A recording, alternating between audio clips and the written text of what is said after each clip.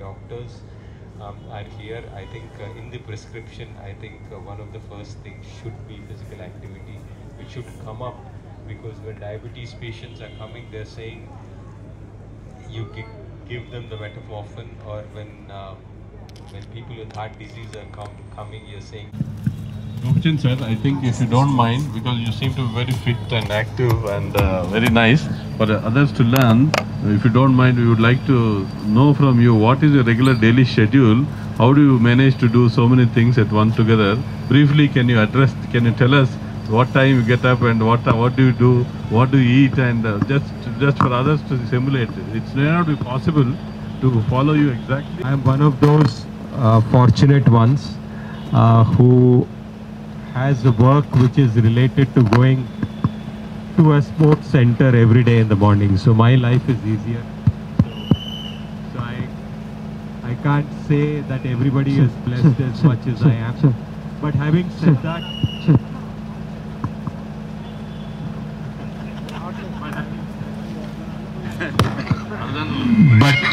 but having said that, I think when young kids are there is research is saying that once they are fit in their life, they're able to postpone disease by 10 years. And that is the same when we are older. So I think workplaces should have more emphasis on exercise. I think we have to have places where people are allowed to change and come. We are allowed to get to work with a t-shirt and not look at a very corporate kind of a work culture. I think it should be acceptable for us to go in the afternoon for to gym or workout. I think that accommodation is very, very important. Other than that, I think oils are something which I would really want us to look at, because the fact that omega-6 oils are and the combinations are a big issue. Get back to our natural oils, which are very important. Get away from the super refined oils is something which would be important, which I would do. Sugar and fried foods, excessive fried foods are another issue which we have. Avoid those. And I think Dr. Garu said about stick the basics, whether it's fruits and vegetables or good clean foods which are not processed. I think that's the bottom line. I think keep away from processed foods. Once in a while, if you're able to do fast a little bit, if you're able to exercise rigorously, it's very good.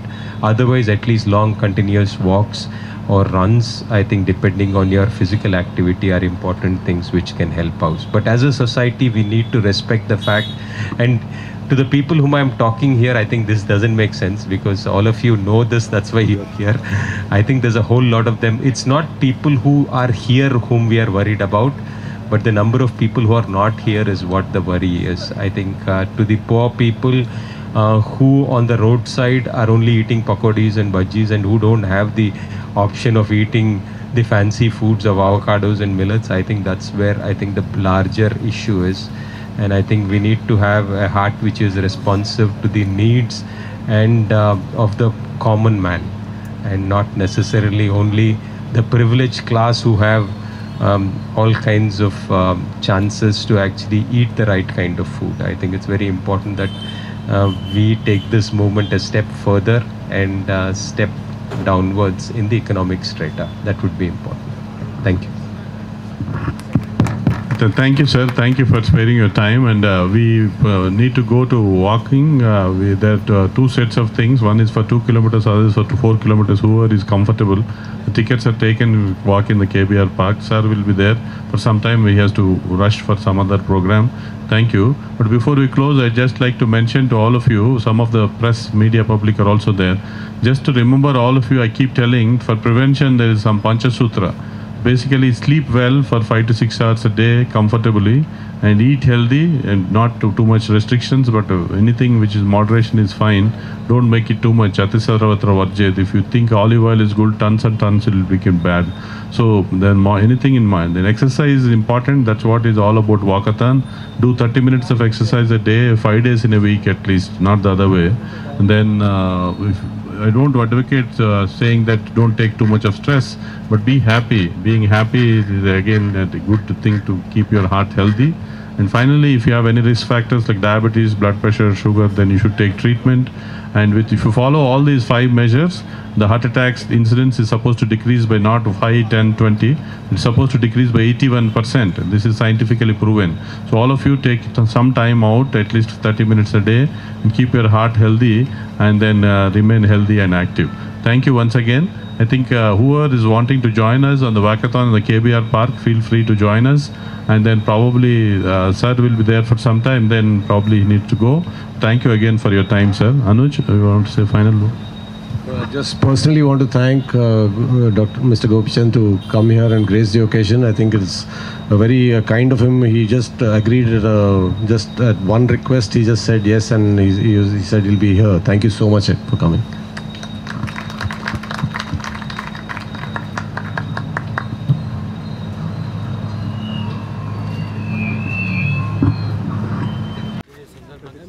సమాజానికి ఏం message ఇవ్వాలి?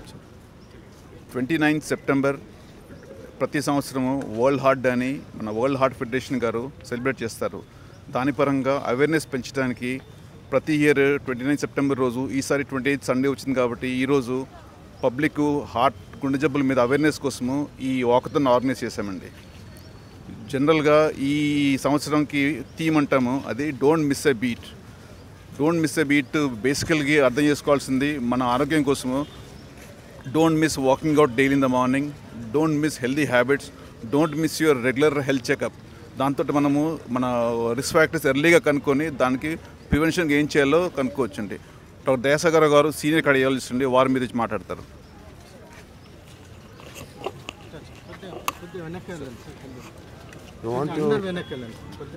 We are celebrating World Heart Day today just to make everybody aware of the high occurrence of heart diseases, especially in the young people under the age of 40 years. The prevention has becoming very important because it is cheaper, very effective, and you can avoid a lot of diseases and expenses. One of the easier way of preventing a heart disease, or for that matter most of the diseases, is by keeping your physical activity to a greater level and eating a healthy diet. Cost effective అంటే డబ్బులు ఖర్చు కాకుండా ఈజీగా అందరికీ available ఉన్నది physical activity. రోజు పొద్దున లేచి పరిగడుపున ఒక అరగంట సేపు బ్రిస్క్గా నడిస్తే that will go a long way in preventing A disease. ప్రతిరోజు చేయకపోయినా కనీసం వారానికి 5 రోజులు 6 రోజుల్లో చేస్తే అది మీకు ఈజీగా ఉంటుంది. అది దానివల్ల వచ్చే లాభం మీకు తెలియదు, కానీ దానివల్ల మీకు బ్లడ్ ప్రెషర్ కంట్రోల్ అవుతుంది, షుగర్ కంట్రోల్ అవుతుంది, కొలెస్ట్రాల్ లెవెల్ కంట్రోల్ అవుతుంది. అన్నిటికన్నా ముఖ్యం ఏంటంటే కదా హార్ట్కి కూడా చాలా బెనిఫిట్ ఉంటుంది. అందుకొరకు ఫస్ట్ ఏంటంటే ఫిజికల్ యాక్టివిటీ, సెకండ్ ఏంటంటే మన ఆహారం తినే తిండి చేతికి దొరికిందల్లా తింటే మాత్రం జబ్బులు అయితే వస్తాయి. అందుకొరకు బేసిక్గా మనకు ఎంత అవసరం ఉందో అంతనే తినాలి. అంటే మీరు వెయిట్ వాచ్ చేయాలి, వెయిట్ పెరగకుండా చూసుకోవాలి. రెండవది ఈ ఫ్రెష్ ఫ్రూట్స్, ఫ్రెష్ వెజిటబుల్స్ తినడం అలవాటు చేసుకోవాలి. అందరు కూడా అంత రిఫైన్డ్ ఫుడ్, క్యాడ్బరీ చాక్లెట్స్ లేకపోతే బర్గర్స్ ఇవన్నీ తింటూ ఉన్నారు. దానికన్నా ఇంతమంది పూర్వకాలంలో చేసినట్టు ఇంట్లో వండుకొని తింటే అది మంచి ఆహారం. ఈ రెండుగిన పాటిస్తే కానీ మీకు 50% ఆఫ్ ది జబ్బులు తక్కువ అవుతాయి. కానీ అందరూ ఏంటంటే కానీ చేతికి దొరికిందల్లా తినడం, ఎక్కడ పార్టీకి పోతే ఎక్కడ పోవడం, తినడం, తాగడం, సిగరెట్ తాగడం ఇవన్నీ అలవాటు అవుతుంది.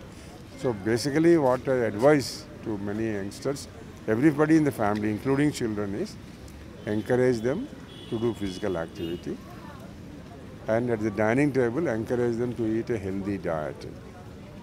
And finally, prevent children from playing with the electronic games.